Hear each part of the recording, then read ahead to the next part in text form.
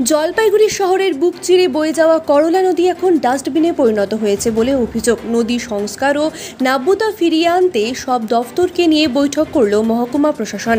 বিভিন্ন বণিক সংগঠন ও ব্যবসায়ীদেরও এই কর্মযুদ্ধে সামিল করতে চাইছে প্রশাসন। সেই সঙ্গে জনপ্রতিনিধিদের সক্রিয় ভূমিকা ও সচেতনতা প্রচার বাড়াতে হবে।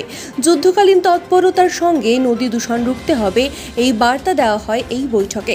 শহরবাসীর একাংশ বাসিন্দা যে যার মতো নদীতে ও ঘাটে নোংরা ফেলছেন।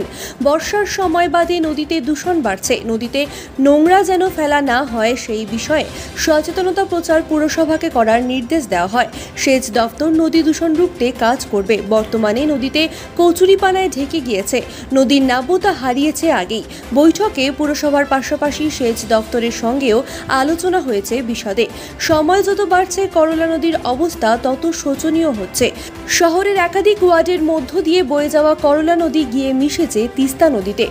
শহরবাসীদের বড় একাংশ নদীতে বাড়ির নোংরা থেকে শুরু করে মৃত গরু, ছাগল, কুকুরের মৃতদেহ নদীতে ফেলছেন বলে অভিযোগ। দিনবাজার থেকে নদীতে ফেলা হচ্ছে মাছের ব্যবহৃত থার্মোকল বলে অভিযোগ। মহকুমা শাসক তমজিৎ চক্রবর্তী বলেন, করলা নদী শহরের টেমস নদী বলে পরিচিত। নদী দূষণ রুখতে জলপাইগুড়ি পুরসভাকে ময়লা ফেলা বন্ধ করতে ব্যবস্থা নিতে বলা হয়েছে। সেচ দফতর নদী সাফাইয়ের বিষয়টি দেখবে।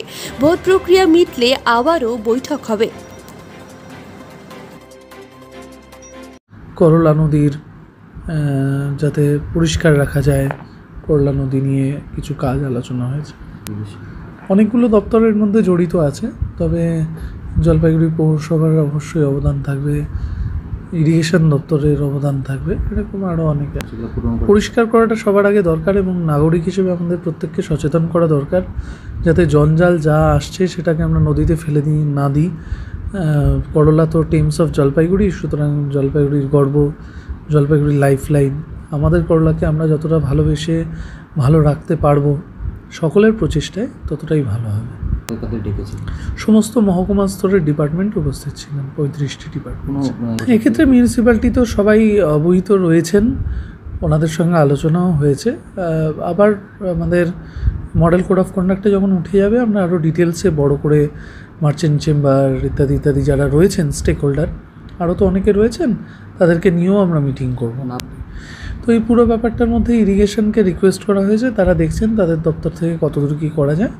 এছাড়া জলপাইগুড়ি মিউনিসিপ্যালিটিও রয়েছেন, তবে এটাকে নিয়ে আমরা বৃহত্তর মিটিং করব। আমাদের মডেল কোড অফ কন্ডাক্টটা উঠে গেলে আমরা তখন বড় করব, ঘাটগুলো কোনো সংস্কার কিংবা কোনো কিছু বড় করে করবো যখন, তখন বলব।